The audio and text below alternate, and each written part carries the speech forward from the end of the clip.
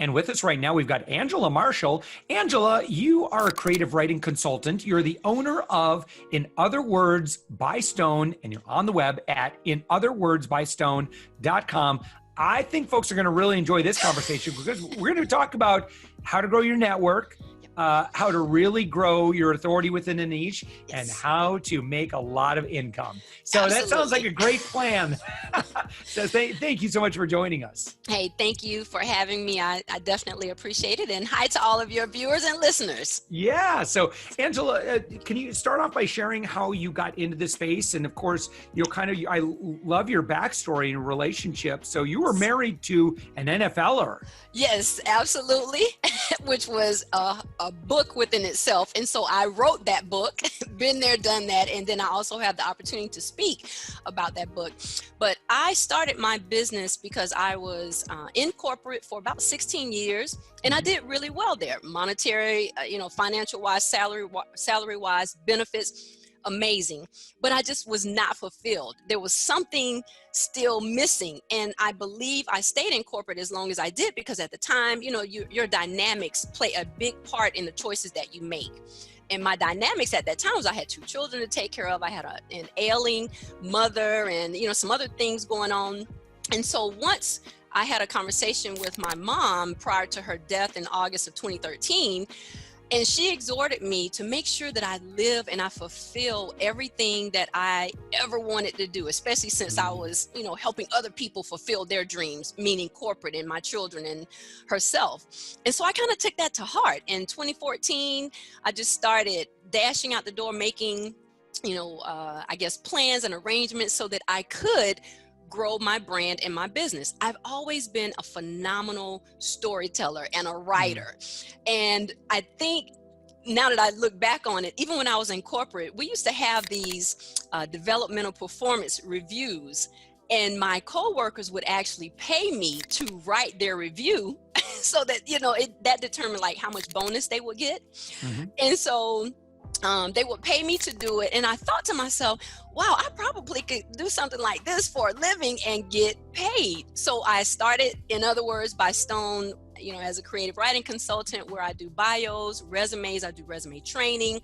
I'm also a ghostwriter because I love words and I love writing. So that's really how I got started with everything in opening up my own business in 2016. Wow. And so then, Angela, tell me about the audiences that you work with today, who you help, who you serve, and specifically a little bit more about how people engage with you and the work that you do side by side. Absolutely. So usually my clients are of the private sector. A lot of clients come from infrastructure systems around the CSRA, which is, I'm located in the Augusta, Georgia area, and I write proposals, I write grants, I write bids for them in order to get work and beautify the city. So that's where a lot of my work comes from. I also write standard operating procedures. Everyone knows that standard operating procedures, not only do they help the employee, but they help the citizens, or they help the company as a whole, because people know what to do and what's expected of them. So that's why standard operating procedures are very important. I connect with temp agencies, anyone that is looking to build their resume and write their resume the correct and the proper way. I show them certain buzzwords and tools and tips to get your resume noticed, because as you know, words play a big part in the uniqueness of your brand and your business. I always say you cannot be the norm. You have to be very unique. You have to do something very rare that hasn't been seen or done in order to get your brand and your business out there, or just to get noticed in general. So those are just a few. And then my latest clients are, I'm ghostwriting for them. So I'm actually either writing their biography for them or autobiography, doing some things behind the scenes. And then I also help other authors, because I'm an author. And so I help other authors to get their books published, and just kind of, talk them through the tips and everything that they need in order to be successful. Angela, let's think about, we've got 2 people, and let's say that they've each invested, they've been through school, they each have, let's say, maybe a master's in college. They put all of this effort into their education. Then they've been out working in the field, and they've each got 10 years of experience working in their professions. And one said, you know what? I'm going to take a few extra $100. I'm going to take a little bit more, I'm going to spend a few evenings here, and I'm really going to make my resume just amazing. And the other one's like, pish posh. I've been in the field for 10 years. I've got my master's degree. I don't need to worry about my branding and communicating my skills and stuff. Who do you think is boy, what a silly question, right? Who do you think is generally going to get a better outcome? And it's amazing because we're talking 20 years of education and work experience, and then refusing or not taking seriously how critical it is to do things like not just your resume, but your LinkedIn profile. If that just looks like, that hasn't been updated in 5 to 8 years, and it just doesn't look like you're much, you're really that special, man, that really, in today's economy, yeah, go ahead and tell us about that. Absolutely. Well, let me start by saying I always exhort my mentees, you go after network, not net worth. Authentic and genuine networking will yield your net worth, okay? But obviously, yeah, like you said, the person who takes time in building that resume and making sure that, and it's not lies, and I'm not exhorting people to embellish, it's just all in how you word what you do. I've had people that have brought their resumes to me, literally have not been able to, get on with this particular company. I tweak it, change the cover page, change their summary a little bit, and then also their bullet points, their duties, their tasks and responsibilities, just add a little bit more, flair to it. They get an interview, they get the job. So words matter. And then, as you said, taking time. And I will say, I actually was, in that same boat, coming from an NFL wife, had not worked in my entire life, and then after the divorce, having to get a job, and then was able to get a job at this major pharmaceutical company here. It was imperative that I word my resume the way that I needed to in order for them to even look at me, because again, you're right, people with masters and PhDs and different BAs in science, that's the group that I was working with at that particular time. But my resume got picked over them. Like, I was the one that was brought in for the job because I took time, to hone in on my resume. Yeah. Wow. So, and I guess what we're talking about, when we talk about, for example, like, we're really big on LinkedIn. And so I think that, you can do so much networking on LinkedIn if you do it right. But one thing that is going to really be hard to overcome is a bad LinkedIn profile. And so what I refer to this as lowering the digital barrier. And it's about revealing who you are, really. And it's not, you're agreed. It's like, you're never going to want to say something that's not factually correct. Right. But you got to be able to deliver. Yeah. So Angela, if you and I were to spend some time together in person, for example, like, we just have this immense benefit of like, oh my gosh, you could feel my energy and my authenticity, and likewise. And most of the time when we're, interviewing, you might get that as a first impression, but usually, people are going to check you out first. Absolutely. And if they are, you have to understand what are the things that they are going to look at, and how can we use our words to convey our true authentic selves as best as possible. And unfortunately, words on a page are just nowhere near as beautiful and revealing as being the presence of another, soul. And so, but that's the Herculean task that we need to do. And that's why, Angela, people hire you. That's right. Well, I always say, just because you have a story, it does not necessarily mean that you are a storyteller. There are those that write, and then there are those that can write and tell, and then there are those that should only tell. So it just depends, on how bad you want what you want, and then what actually fulfills you as a person.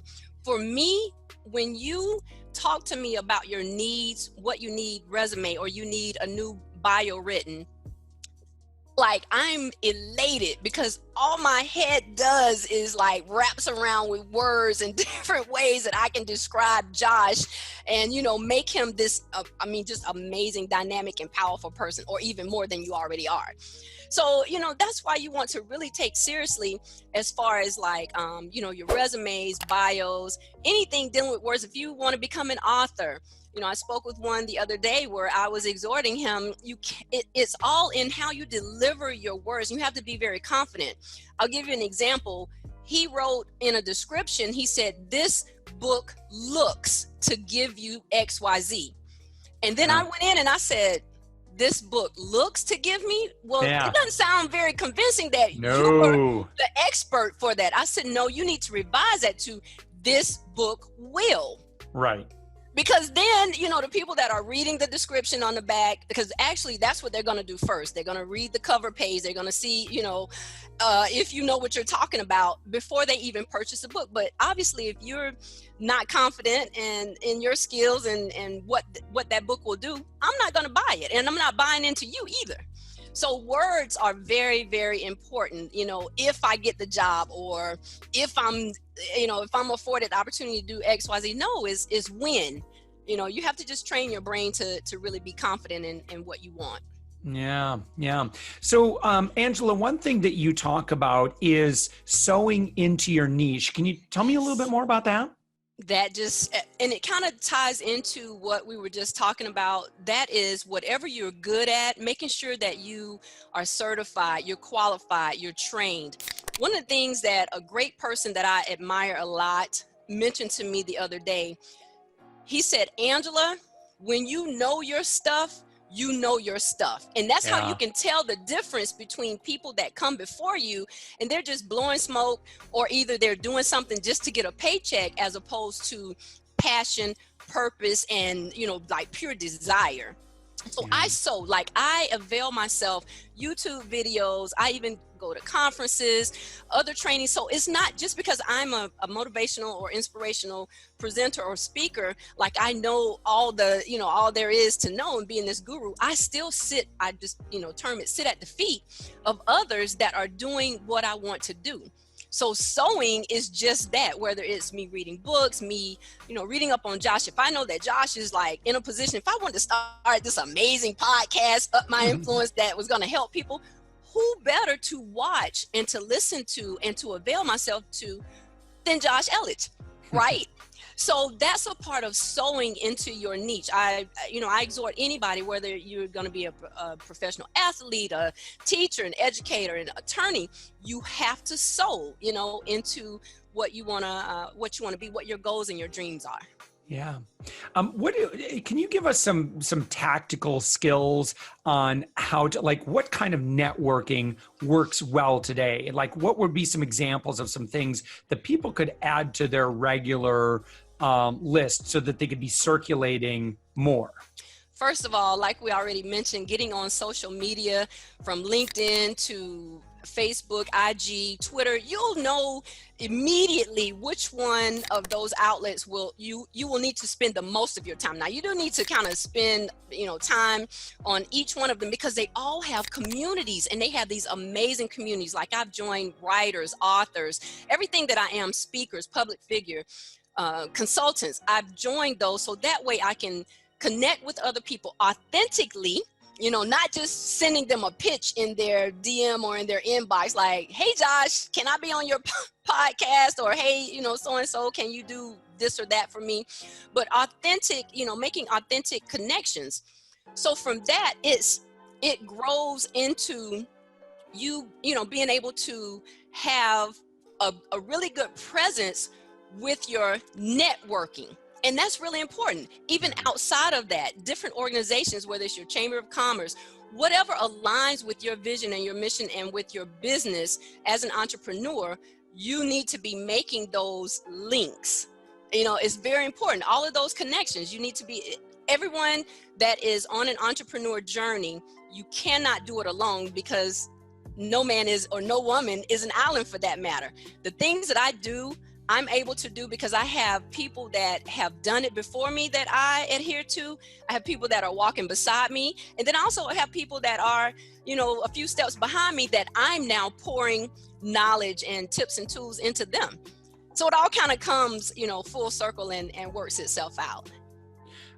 Well, great. Angela, what would be the first thing that, like if someone's like, well, I want to get to know Angela's work a little bit better, like, is there something great kind of first way that people can get to know you, maybe something free that they can engage in? What would you recommend if someone's like, I want to hear more of what Angela has to say? Well, if they go to my social media pages, they will see I post quite a bit of motivational, inspirational quotes and sayings. I also do tidbits, tips and tools for success. I do videos where I'm really transparent with my ups and downs, my struggles, as well as the success, because I think that it's important to show both, not just about, oh, look at me, I was successful today, I had an amazing day, but then also, oh guys, look, I had a crappy day today, somebody says such, but hey, we're going to bounce back from it and we're going to keep on. So I would suggest definitely checking out my website, going to my website, any social media page, just because you want to do your research first before you dive into a person, which I think all of us should really do that. I've had some people that have asked me to be in their organization or come on their show, and then I did the research and I'm like, no, we don't really get, we don't connect on that level. But I would say definitely do your research. Google is everybody's best friend. They have information on everybody. Some of it may not be up to date or may not be, all the truth, but usually if, someone wants to, I would say that would be the first step. And then of course you can just reach out. And when you reach out, usually within conversations, emails, face-to-face, like Skype, different, conference calling, virtual conference calling that you can do now, you can tell if a person is authentic or genuine, or like you really, will make a connection with that person at that time. I agree with you. Yeah. Well, Angela Marshall, so, it's kind of funny. I'm looking at your LinkedIn, and it says that you're a mental horticulturist. There you go. Let's get it. See, that's the play on words, right? Yeah. And I'm going to tell you how I ended up with that. So because I speak and plant positive seeds into the minds across the globe, positively impacting and influencing them, I was dubbed mental horticulturist. So to me, it was like a no-brainer that I adopt that into, I don't know if I necessarily want to call it a title, but it raises curiosity. And when people see that, as opposed to, now, if I had just put motivational speaker, you're like, okay, everybody's a motivational speaker. Everybody's motivational speaker. So is Matt Foley living in the down by the river. Right. But that is the play on words, because you see that, and then it's, oh, wow, well, what is that all about? Mental horticulturist. So I thought that was very befitting for me, especially with the work that I do from my platform, The Story and Life of an Ex-NFL Wife. And then I guess from creative writing consultant side, I plant seeds also, because I'm helping, people grow through their resumes and bios and, getting their businesses and everything out there. So. Well, you are also an author, mentor, and a creative writing consultant, and you're on the web at In Other Words by Stone. Angela Marshall, thank you so much for joining us. Yes, thank you. Thank you for having me. I appreciate it.